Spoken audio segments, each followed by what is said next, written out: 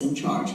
But the body of work would not have been the same without Ray's contributions. And how you separate that out, I don't know.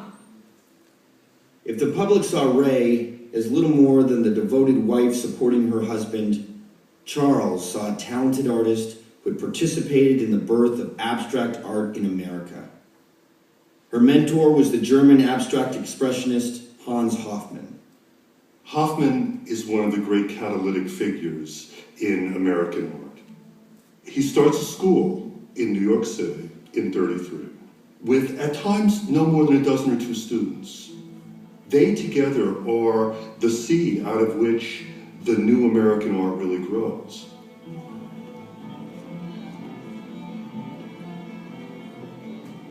He was getting ideas from people like Mondrian, Paul Klee, Kandinsky, but he was communicating them not as textbook learning, but as this incredibly visceral sensation.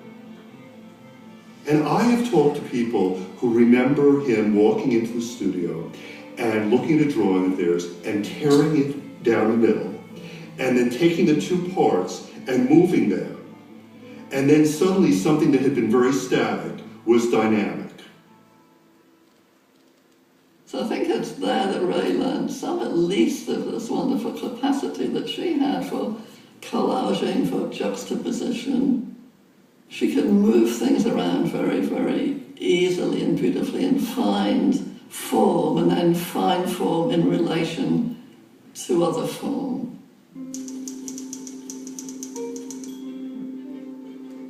Ray knew what was art and what was not. And Charles depended on her aesthetic genius. And she would put objects on shoots that would just bring the whole thing to life. By putting the stack of black wire chairs, naked, with the wooden bird with little wire legs, gave you a very different feeling about those chairs. Charles could not deal with the idea that any of the furniture would have color on it. If you put a palette of colors in front of him, it's just like he couldn't handle it. It just went over his head. He deferred to her completely on color sense. She saw everything as a painting. She had these enormous eyes that were open like this all the time. And I think Charles was very dependent on that. You could just hear him say, "Ray," which meant come and help. At the Library of Congress, Ray's letters to a traveling Charles show her fastidious attention to every detail of their life and work. When she writes to Charles in Paris, and she's talking about the slides that he's just taken, and she has the sketch showing how she and Sandro and Don Albinson have changed the chair. And then she's going on about the films, and she's going about Elmer Bernstein. And then she tells him all the places to shop in Paris, and where to get his shoes, and where to get her gloves, and what the stitching should be like on the gloves, and how this perfume by Balmain is $55 an ounce here, but it's cheaper in Paris, and please get it for me.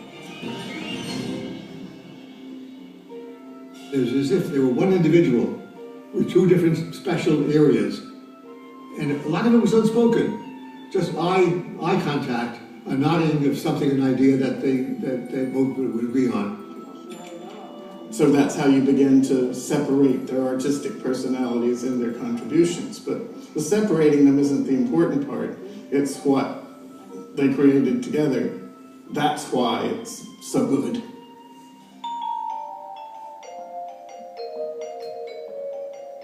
Perhaps the greatest Eames design of all was the image of Charles and Ray.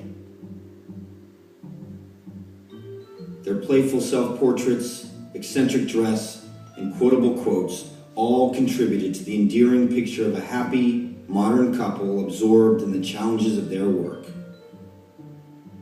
Charles and Ray were cultural icons, but their public phase masked a deep desire for privacy.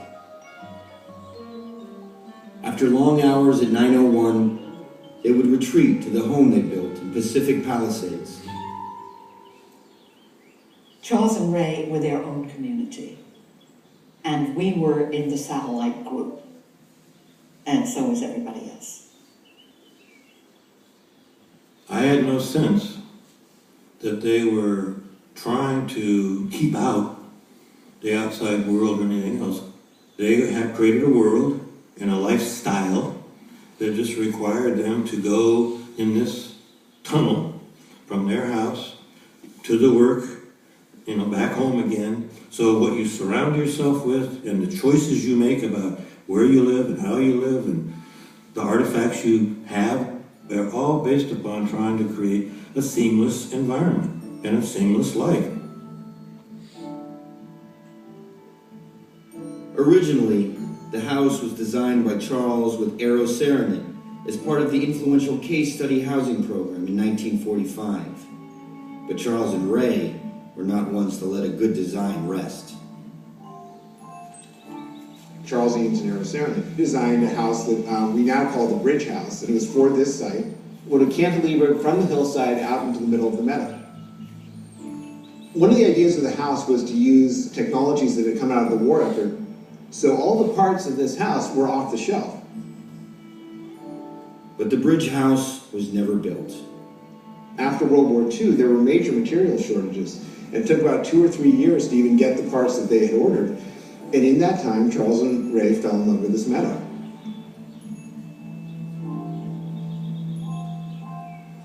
Spent all our spare time here.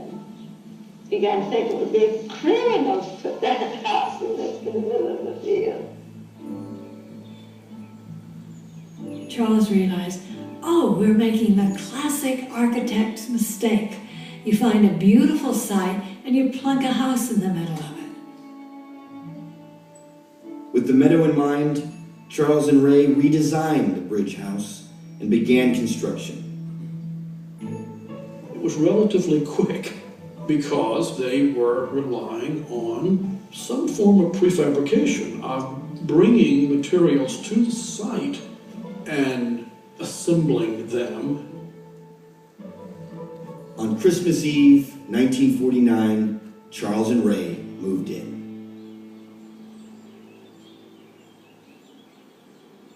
The Eames house in Los Angeles on that bluff overlooking the Pacific Ocean is surely one of the great buildings of the 20th century. Known to architectural historians as Case Study House Number 8, it is the archetypal modern house, or at least it started that way.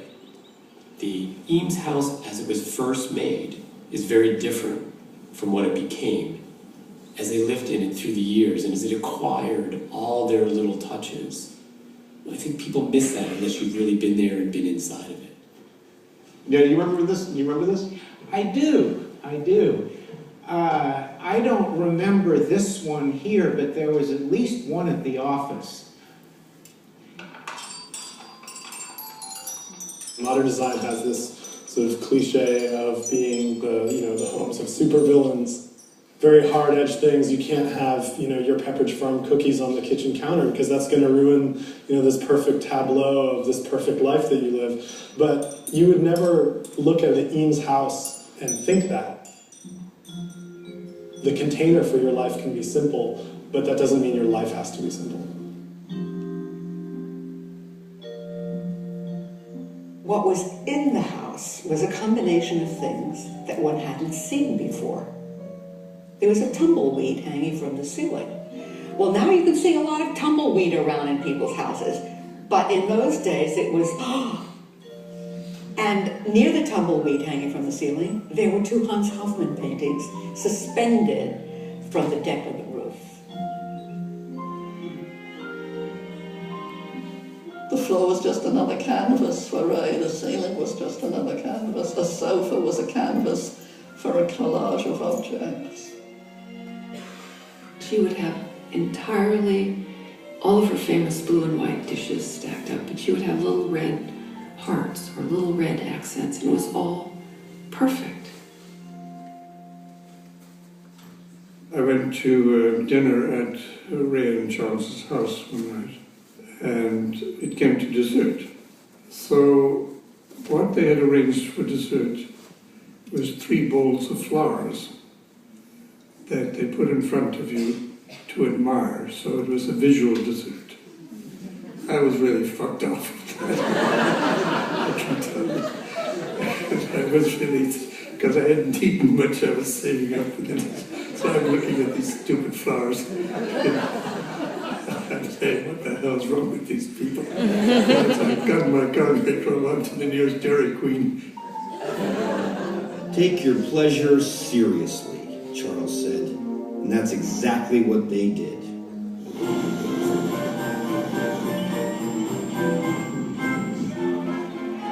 Every time the Ringling Brothers and Barnum and Bailey Circus would come to town, we would all get out our cameras and our Ektachrome, and we'd go running downtown and we'd photograph the circus. And he said, photograph. What? He said, anything you want to, just photograph. And a couple of people in the audience were there to feed you. It was like a machine gun. Somebody was feeding you the cartridges. And I took a lot of pictures. What impressed him was how everybody knew their place. And sometimes they had 2 or 3 different tasks that they had to do. The circus looks like a free-for-all and is absolutely a model of constraints. And for Charles, this was one supreme example, the performance. Never let the blood show, he would say. And this went back to his philosophy of no good design, no good performance without restrictions, without restraints, without rules. He goes to the circus and he just is overwhelmed by the richness of everything, you know, the costumes and the wagons and the tent, and he comes back and he's trying to, you can't turn a circus into a piece of furniture, but he's desperately wanting to. Charles and Ray did not turn the circus into a chair, but they did turn the Eames office into a circus.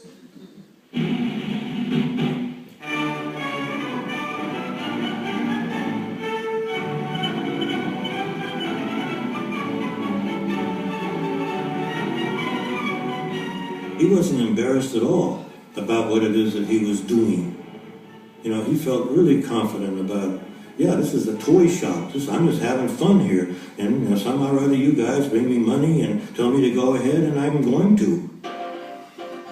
Royalties from Herman Miller gave Charles the freedom to move beyond his reputation as a designer of modern furniture.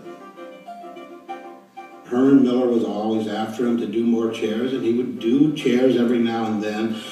But I don't think he liked to think of himself or have others think of him as the chair designer.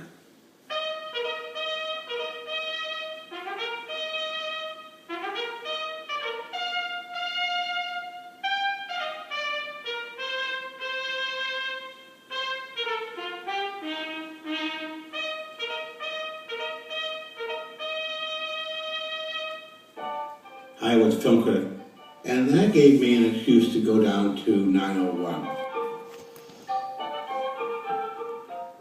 I fell in love with the whole concept of 901, which is a kind of Renaissance art workshop, where they did everything. At the time, he was considered a kind of cutesy, passé little filmmaker, but no one had ever written about the films.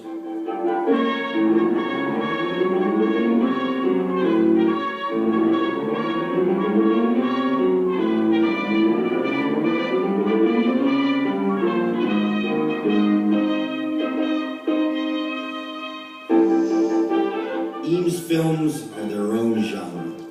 The product not of a film studio concerned with profits, but of a curious mind yearning to communicate the complex beauty of everyday objects. We've never used film as an art form. We just use film as a tool. They were, at heart, a kind of mixture of vanity and self-expression. They only had one obligation, and that was to satisfy Charles. much of our energy is like the guy in vaudeville that has the plates going, and he's intent on getting 30 plates